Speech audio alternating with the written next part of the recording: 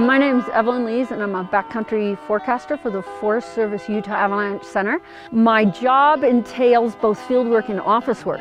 When I'm out in the field, I'm digging snow pits, I'm looking at recent avalanches, checking the layering of the snow, jumping on test slopes. Our forecasts and our education are trying to reach anybody who heads into the backcountry, whether they're snowshoers, snowmobilers, skiers, boarders, maybe people who go to their cabins on weekends that are up in the mountains. One way to organize your thoughts, because there's a lot to cover when it comes to snow and avalanches, are the 5 gets.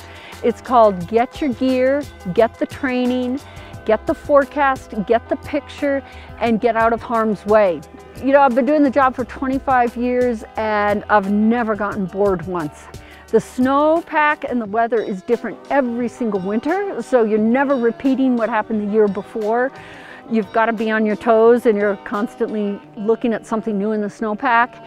We've gone from telephone hotlines to pretty much everything on the internet, Instagram, Twitter, being able to post photos and videos to communicate the avalanche danger. Maybe the best advice I can say is choose your adventure.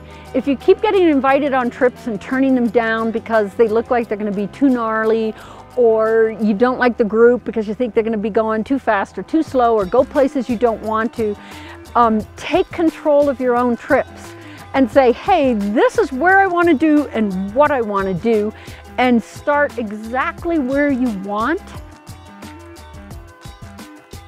My name is Kylie Playa and I'm an adventure photographer. I moved to Utah, to Salt Lake, just this fall, but I just wanted to live in a place where I had the mountain access super close, and so that's what brought me here, and it has definitely paid off because I spend it every day in the mountains.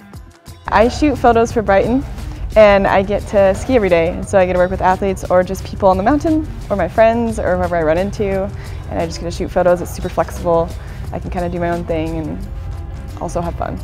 I would say the mountains for me is like one of the only places I really feel at peace. It's like there's not many things in my life that I can do or places I can go that I don't think about anything else, and then I'm not stressing about, you know, personal issues or work issues or whatever. And so it's just a place of peace for me. I find it really inspiring to see women that are shredding just as hard and doing awesome stuff in the mountains. And even if they're not on the covers of magazines doing whatever, like they're still doing it, and it's awesome. My name's Amanda King and I'm a ski patroller up here at Powder Mountain. I grew up skiing here at Powder Mountain. Even from when I was little, I'm like, I want to come up and work at Powder. I want to be a ski patroller. I'm going to paramedic school now. I can see the next higher level of care, and it really relates to what we're doing out here on the field. We know what we can do to help set our patients up for success here, so when we get them onto the ambulance, they have a better outcome. I kind of got into the Army by accident.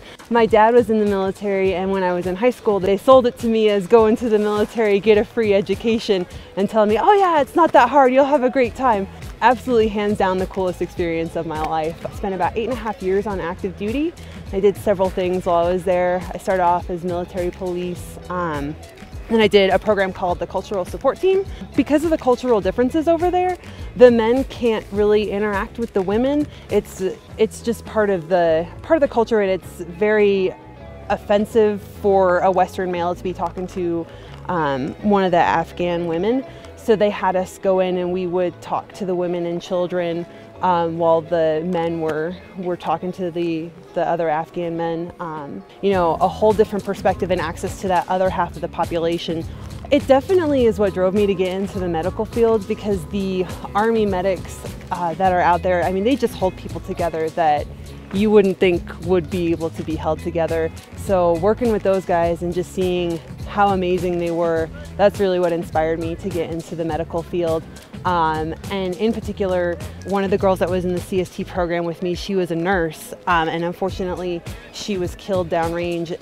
She's really the reason that I got into the medical field after that, just to kind of carry on her legacy. So her name's Jenny Marino, and just absolute badass chick, if I can say that on camera. It's an absolute badass chick. So she's, you know, she's a big driving force still in my life.